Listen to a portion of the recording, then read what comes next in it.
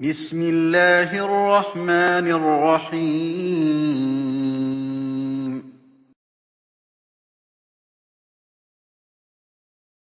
Assalamualaikum warahmatullahi wabarakatuh. Selamat pagi ayah, bunda, dan anak-anak sekalian. Apa kabarnya hari ini? Semoga kita senantiasa sehat dan selalu dalam lindungan Allah Subhanahu wa Ta'ala. Nah, kali ini saya ditemani oleh Dr. Vika Aprilia selaku dokter DSM yang bertugas di SD Muhammadiyah Sapen. Nah, kali ini nih dok, kita akan berbincang-bincang tentang seputar COVID-19 karena sekarang ini kita sedang mengalami atau berada dalam situasi pandemi COVID-19. Jadi eh, saudara-saudara semua, ayah bunda dan anak-anak perlu tahu apa itu COVID-19, apa itu istilah-istilah yang perlu diketahui, misalnya terkonfirmasi atau suspek dan lain-lain. Kemudian apa yang perlu dilakukan ketika ada anggota keluarga kita terkonfirmasi atau suspek COVID-19. Nah, untuk lebih jelasnya kita langsung tanyakan ke Dokter Vika Aprilia. Oke. Iya dok, itu tadi pertanyaannya. Ya. Apa suspek dan terkonfirmasi itu apa? Terus apa yang perlu kita lakukan ketika ada anggota keluarga kita yang terkonfirmasi atau suspek COVID-19? Ya, baik. Terima kasih Mbak Yuni atas pertanyaannya. Jadi di sini memang adanya pandemi COVID-19 itu membuat kita harus tahu, Iya, harus betul. mengerti lah paling nggak sedikit-sedikit apa Iya. sih yang disebut dengan confirm atau suspek, istilah-istilah yang ada di COVID ini. Betul. Nah, jadi sebelum nanti membicarakan tentang apa saja yang harus kita lakukan ketika ada salah satu anggota keluarga kita yang suspek atau confirm, nah di sini saya akan memberitahu sedikit tentang apa itu suspek dan juga apa itu confirm. Betul. Nah, jadi suspek itu adalah orang yang mempunyai gejala ispa ringan, baik Oke. batuk, pilek, demam ataupun nyeri tenggorokan, yang mana dia mempunyai riwayat perjalanan selama 14 hari terakhir seperti itu, dan belum dikonfirmasi dengan adanya swab PCR. Oke. Jadi baru hanya menimbulkan gejala dan mempunyai riwayat berpergian seperti itu. Oke. Nah, bisa juga pada orang yang kontak erat dengan pasien yang probable atau yang konfirmasi COVID COVID-19. dalam waktu 14 hari terakhir seperti itu, dan belum dibuktikan dengan adanya swab PCR. Itu yang dimaksud dengan suspek. Suspek. Nah, kalau probable sendiri nih Mbak Yuni. Nah, jadi kalau probable ini itu sama seperti orang yang kategori suspek. Gitu. Cuman dia gejala ispanya lebih berat. Oke. Gitu. Jadi dia ispanya bisa sampai gagal nafas atau bahkan sampai meninggal dunia. Oke. Gitu. Tapi itu belum terkonfirmasi dikonfirmasi dengan PCR, PCR, gitu. betul. Nah, jadi ketika ada pasien yang datang ke IGD, itu misalnya datang kemudian meninggal dunia, kemudian diperlakukan dengan protokol orang yang COVID. Iya, betul. Nah, itu kita belum bisa katakan bahwa dia ini menderita COVID. Belum, tapi Belum, suspek. tapi masih probable, karena probable, dia iya, betul. gejalanya yang berat. Berat, betul. Seperti itu. Nah, nanti ketika hasil swab PCR-nya itu sudah jadi dan menunjukkan hasil itu yang positif, nah itu baru bisa dibilang kalau pasien itu memang positif COVID-19. Nah, sedangkan pada orang yang dikatakan confirm COVID-19, nah itu adalah orang yang dia ini sudah dinyatakan positif dari swab PCR. Baik dia ada gejala ringan, sedang, berat, atau bahkan sampai tidak ada gejala. OTG, iya. Ya, OTG itu Tapi tadi. kalau sudah dibuktikan dengan adanya tes PCR itu tadi seperti dan itu, hasilnya positif, itu dikatakan dianggap terkonfirm confirm COVID-19 seperti itu. walaupun tanpa gejala, ya, gitu ya dokter betul. ya. Beda dengan yang suspek dan probable. Nah, saudara-saudara semua sudah paham ya apa itu istilah-istilah yang perlu kita ketahui. Nah, kemudian dok, yang berikutnya itu apa langkah-langkah, karena ada beberapa orang mungkin yang bingung ya dok ya. Aduh, kalau ada keluargaku yang suspek atau terkonfirmasi, ini aku harus ngapain nih? Apa yang harus saya lakukan? Saya harus datang kemana dan lain-lain. Monggo dokter. Baik. Jadi mungkin sampaikan.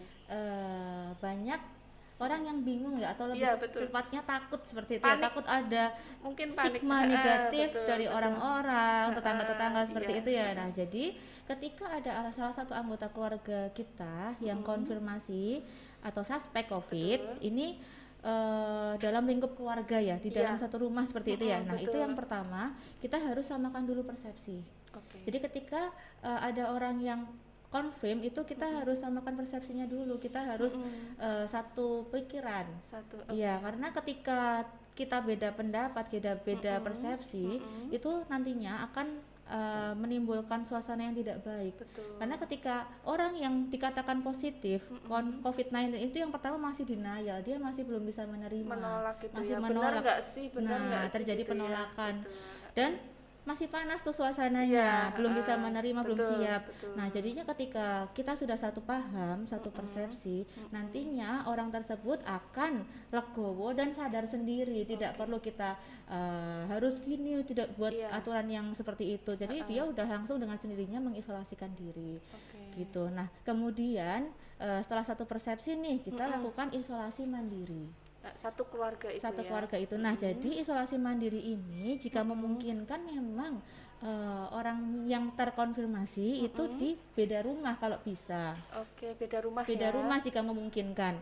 Nah, ketika memang tidak memungkinkan kondisi itu harus dipisah rumah, Betul. itu kita bisa paling tidak meminimalisirnya dengan memisahkan ruangan tersendiri. Oke. Oke, jadi nanti orang yang terkonfirmasi diberikan di ruangan depan mungkin atau di belakang Betul. yang ventilasi kena cahayanya lebih baik daripada keluarga yang lain seperti itu.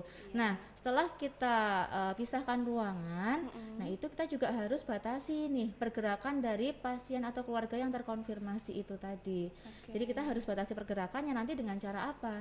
Yaitu misalnya kita berkomunikasi dengan telepon, video call atau WhatsApp seperti Apa itu. yang kebutuhan yang perlu Betul, yang perlu dipenuhi gitu terus ya. makan juga nanti kita Iya. bisa gantungkan di pintu Betul. kamar seperti itu.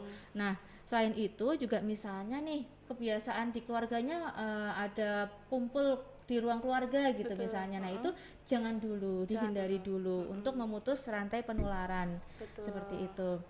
Nah, selain itu kita juga harus pisahkan nih apa aja yang sudah digunakan dengan pasien atau yang sudah terkontaminasi dengan anggota keluarga yang positif seperti itu. Jadi seperti alat makan, alat mandi itu jangan digunakan dulu dan harus dipisahkan dengan anggota keluarga lainnya gitu. Jadi alat-alat untuk keperluan sehari-hari yang biasanya digunakan untuk bersama-sama sebisa mungkin dipisahkan dari anggota keluarga yang sudah suspek atau terkonfirmasi COVID-19.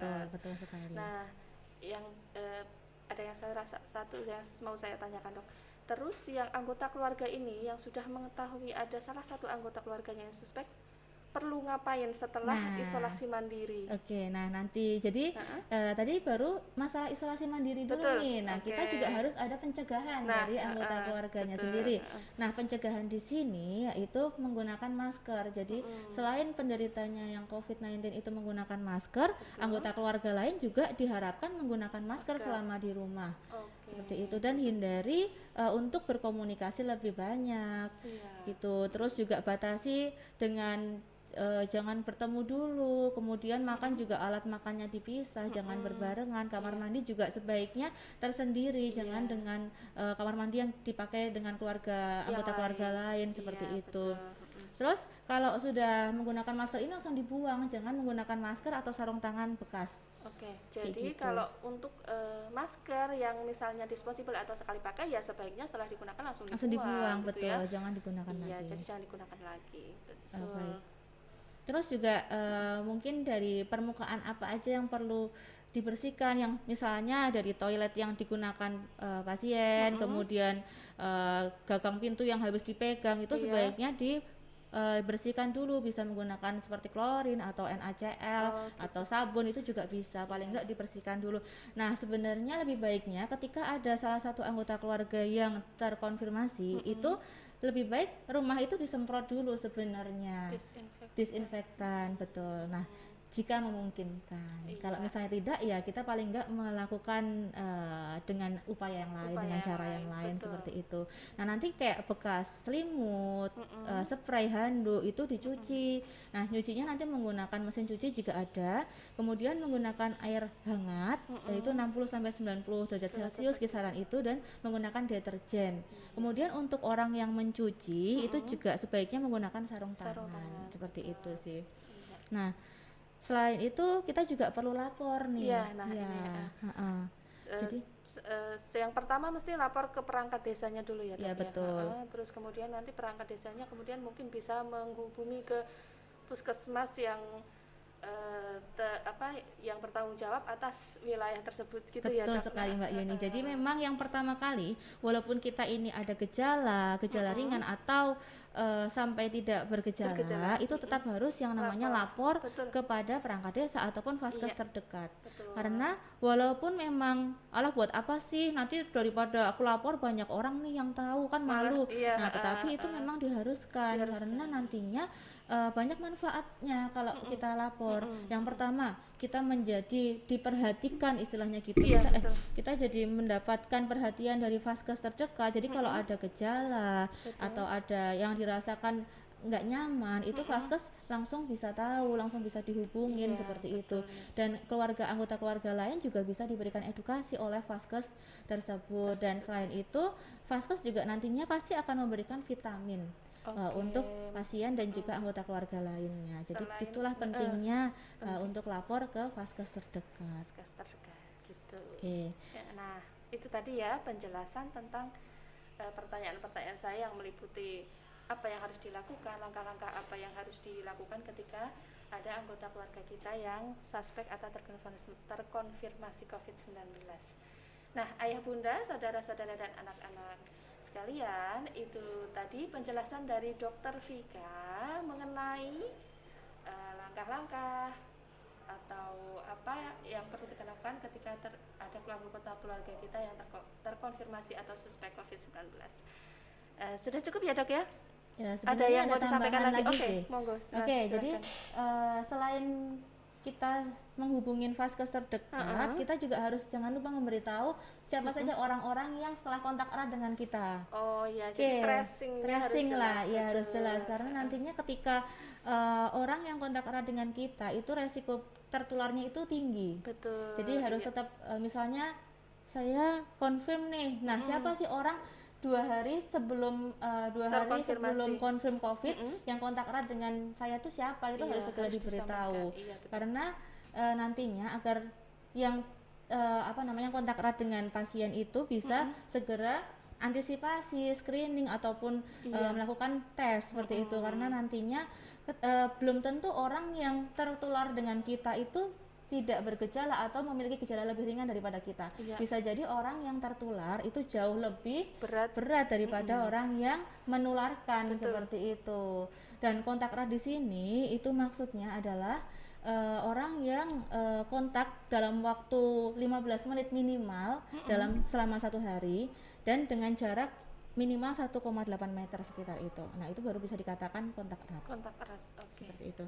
Dan juga antisipasi lain untuk anggota keluarga yang di rumah, lebih baik itu tetap melakukan screening dan juga swab PCR. Karena belum tentu kita yang tidak bergejala, yang terlihat baik-baik saja itu negatif. Belum tentu negatif. Jadinya biar sama-sama aman, mencegah penularan untuk lebih jauh lagi. Dan lebih aman seperti itu untuk dicek, tracing, swab semua seperti itu. Gitu ya, Dok ya. Oh iya, Dokter, satu lagi nih, hampir kelupaan. Nah, yang mau saya tanyakan yaitu setelah kita tes nih dan hasilnya menunjukkan kalau kita ternyata negatif. Nah, apa yang perlu kita lakukan? Oke, baik. Jadi setelah isolasi mandiri selesai seperti itu ya. Nah, jadi sebenarnya isolasi mandiri itu ada beberapa kriteria. Kapan berakhirnya itu ada beberapa kriteria. Nah, jadi yang pertama itu ketika dibuktikan dengan swab PCR. Nah, ketika dibuktikan dengan swab PCR itu menunjukkan 2 kali tes swab PCR negatif. Dalam waktu jeda minimal 1 hari itu bisa dikatakan bebas sudah boleh selesai isolasi mandiri Selesai seperti isolasi itu. mandiri. Nah, ketika dengan gejala ringan itu minimal itu 10 hari dari saat munculnya gejala dan ditambah 3 hari bebas gejala seperti itu tanpa ada swab PCR ulang. Oh, jadi Seperti 10 itu. hari isolasi masih ditambah 3 hari Gejala tanpa harus tidak. melakukan tes PCR. Betul. Itu sudah dianggap aman dari Aman.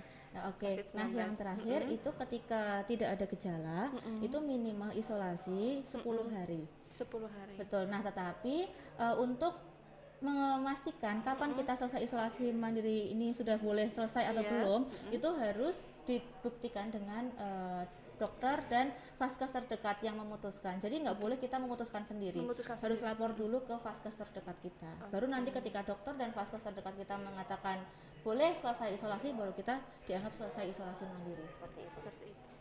Ini dok, kan kita kan sebagai makhluk sosial ya, tentunya kita hidup juga di lingkungan masyarakat. Nah ini perlu juga di dokter jelaskan bagaimana masyarakat menghadapi jika anggota warganya ada yang suspek atau terkonfirmasi itu tadi. Oke, baik. Istilahnya apa yang harus dilakukan masyarakat seperti Betul, itu ya. Nah, jadi yang pertama memang harus ada pengetahuan tentang COVID-19 sendiri ya. Jadi memang masyarakat juga harus tahu bahwa penyakit COVID ini itu adalah penyakit virus yang memang seperti kita ketahui bahwa kondisinya lagi pandemik, bukan suatu penyakit yang menjijikkan atau yang perlu dijauhin. Seperti itu. Asal kita sudah mematuhi protokol kesehatan, itu insya Allah aman. Jadi tetap harus ditekankan edukasinya. Ya memang ya karena memang saya juga dari keluarga penyintas COVID-19 seperti itu dan memang merasakan sekali bagaimana stigma negatif dari warga masyarakat. Ya itu memang perlunya edukasi kepada masyarakat, mungkin ada sosialisasi di kampung dan penjelasan dari vaskes mungkin agar masyarakat tidak menstigma negatif ketika pasien itu sudah dikatakan bebas isolasi mandiri, itu sebaiknya jangan dijauhin karena memang beban mental yang ada di pasien itu sudah cukup berat apalagi ditambah dengan stigma negatif dari masyarakat itu membuat beban yang cukup lumayan buat pikiran seperti itu ya, bahkan ada yang sampai meninggal dunia, bunuh diri kayak gitu kan. Betul. Jadi bukan meninggal karena penyakitnya tapi karena bunuh diri karena stigma negatif yang tidak buat dia nyaman itu tadi. Jadi sebaiknya ada edukasi. Betul. Jadi ya sebagai masyarakat yang baik juga sebaiknya kita kalau ada salah satu warga kita yang suspek atau terkonfirmasi, kita sebaiknya kalau tidak bisa memberi atau bantuan secara materi atau fisik, bantuan fisik, setidaknya kita tidak memberikan stigma negatif kepada keluarga tersebut.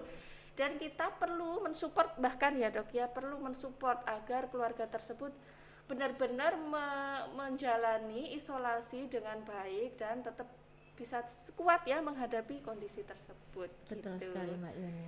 Oke. Mungkin pesan terakhir dari saya ya. Jadi silakan, dokter. karena kondisinya juga masih pandemik, tetap patuhi protokol kesehatan dengan 5M dan juga nantinya walaupun sudah banyak orang yang divaksin seperti itu ya. Nah, karena asal kita ketahui bahwa vaksin itu bukan obat untuk menyembuhkan COVID, bukan juga vaksin terus tidak bisa tertular, itu tidak seperti itu. Jadi vaksin ini hanya sebagai pencegah, sebagai penguat imun kita. Jadi tetap masih bisa tertular COVID-19 walaupun mungkin gejala lebih ringan atau bahkan tidak bergejala seperti itu. Jadi jangan berkerumun dulu, jangan banyak berpergian jika tidak perlu. Betul. Nah, itu tadi penjelasan dari Dr. Vika Aprilia. Semoga informasi ini bisa membantu atau bermanfaat bagi kita semua. Nah, untuk sesi kali ini kita cukup ya dok ya, kita cukupkan. Terima kasih kepada Dr. Vika Aprilia yang sudah meluangkan waktu untuk kita semua. Sama-sama, Mbak Yuni. Semoga ya saudara-saudara semua, ayah bunda dan anak-anak sekalian selalu sehat ya, tetap jaga kondisi badan dan ingat ya, tetap patuhi protokol kesehatan. Betul 5M ya. 5M. 1. Memakai masker dengan benar. 2. Mencuci tangan dengan sabun dan air mengalir minimal 20 detik. Kemudian menjaga jarak aman. Kemudian batasi mobilitas fisik dan hindari kerumunan. Nah, dari kami sudah cukup. Kami mohon pamit. Wassalamualaikum warahmatullahi wabarakatuh.